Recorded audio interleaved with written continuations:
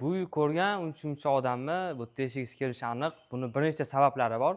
Birinchi o'rinda lokatsiya deydigan bo'lsa, ikkinchi o'rinda uyimizning tuzilishi. Xo'p, lokatsiyaga alohida e'tibor berishni so'rab qolardim. Uyimiz Toshkent shahar, Yunusobod tumani, Shahrstanskiyda joylashgan. Mo'ljali so'rasanglar, shunaqqina 17-больницаning orqasidagi mahallada bo'ladi. Uyimizning ichki qismini ko'rishingiz mumkin. O'rtada zeleniy zona uchun joy ajratilgan. Uyimizning asosiy kirish eshigi bu tarafda bo'ladi.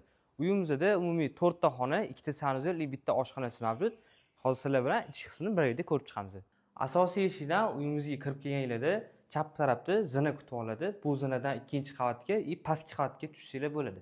Xo'p, birinchi qavatimizni ko'rsataman. Birinchi qavatda oshxonamiz joylashgan, birinchi qavat uchun mo'ljallangan sanuzelimiz mavjud.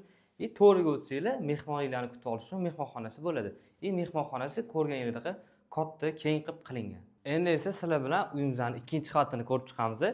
Aboylarga alohida e'tibor berishni so'rab qo'ygan bo'lardim, chunki juda ham chiroyli aboylar tanlangan, sifatlisi qo'yilgan ekan. Ikkinchi qavatda umumiy ikkita xona mavjud. Birinchisi bolalar uchun mo'ljallangan yotoqxonamiz bo'ladi. Bundan o'tganinglardan keyin ikkinchi qavat uchun mo'ljallangan sanuzelimiz bo'ladi.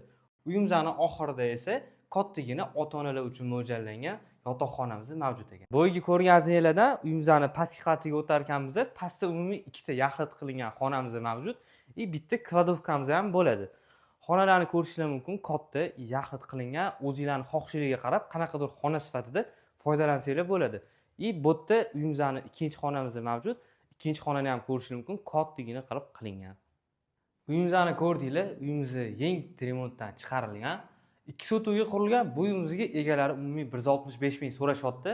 Bizning nomimizdan kelsanglar, yana kirishadigan joylari bo'lar ekan. Pastda nomerlarni qoldiraman, bemalol aloqaga chiqarsanglar bo'ladi.